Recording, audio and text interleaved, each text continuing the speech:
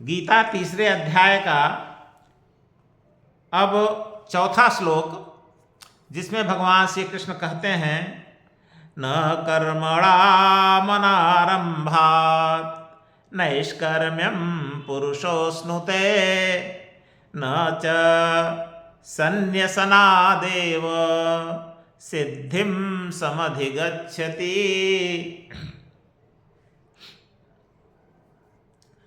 तो इसमें भगवान कहते हैं अर्जुन से न कर्मणाम अनारभ्य नैष्कर्म्यम पुरुषः अश्नुते, मतलब कर्मणाम मतलब कर्मों को अनारभ्य बिना आरंभ किए, न माने नहीं, न तो कर्मों को बिना आरंभ किए नैष्कर्म्य की प्राप्ति होती है। न माने नहीं, कर्मणाम मतलब कर्मों को, अनारभ्य बिना आरंभ किए, नैष्कर्म मतलब निष्कर्मता, अश्नुते मतलब प्राप्त होना।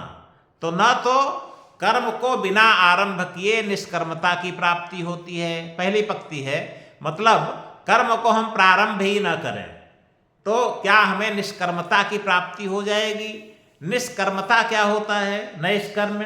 निष्कर्मता या नैष्कर्म वो होता है जिसमें बिल्कुल कामना रहित, इच्छा रहित, आसक्ति रहित कर्म होता है और सबको भगवान को समर्पित कर दिया जाता है। उसमें समत्व बुद्धि होती है, उसमें परिणाम कैसा भी हो न तो बहुत खुशी होती है और न ही दुख होता है। तो समता बुद्धि से जो कार्य होता है तो वो कर्मयोग होता है।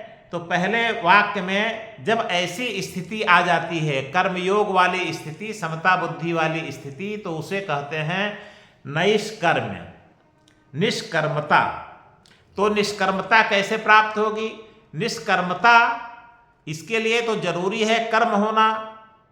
तो कर्म जब होगा तभी तो निष्कर्मता की स्थिति आएगी। अगर कर्म प्रारंभ ही न किया जाए तो निष्कर्मता की स्थिति तो आ ही नहीं सकती है।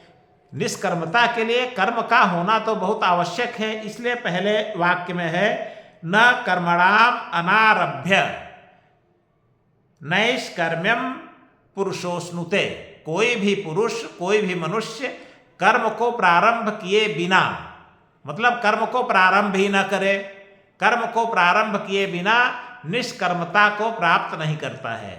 दूसरे अर्थ में समझें कि कोई भी मनुष्य जब कर्म को प्रारंभ कर देगा तभी उसे निष्कर्मता की प्राप्ति होगी, जिसको निष्काम कर्म कहते हैं। निष्काम कर्म में वैसे भी पहले निष्काम आता है जिसमें कोई कामना न हो, और कर्म यानी ऐसा कर्म, कर्म तो किया जाए लेकिन कामना न रखा जाए। तो जब कर्म किया जाएगा तभी एक समय कर्म करते करते करते करते निष्कामता की स्थिति प्राप्त हो जाएगी। अब अगर कर्म प्रारंभ ही न किया जाए तो निष्कर्मता की स्थिति तो कभी प्राप्त हो ही नहीं पाएगी। तो पहला वाक्य यही है कि कर्म का प्रारंभ अगर न किया जाए तो कभी भी निष्कर्मता की प्राप्ति नहीं होगी।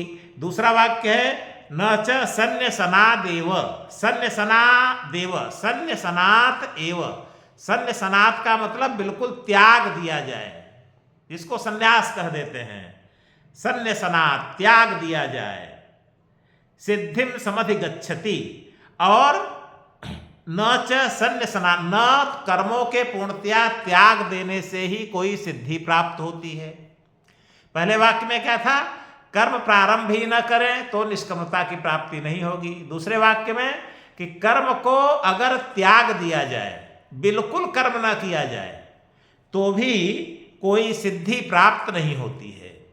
तो कोई भी सिद्धि या कर्मयोग के निष्कर्मता की स्थिति तो कर्म करने से ही मिलेगी। कर्म को अगर त्याग दिया जाए तो सिद्धि तो कभी मिल ही नहीं सकती है।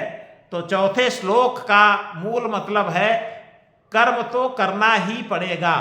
कर्म से ही निष्कर्मता की प्राप्ति होगी और कर्म से ही सिद्धि की प्राप्ति होगी।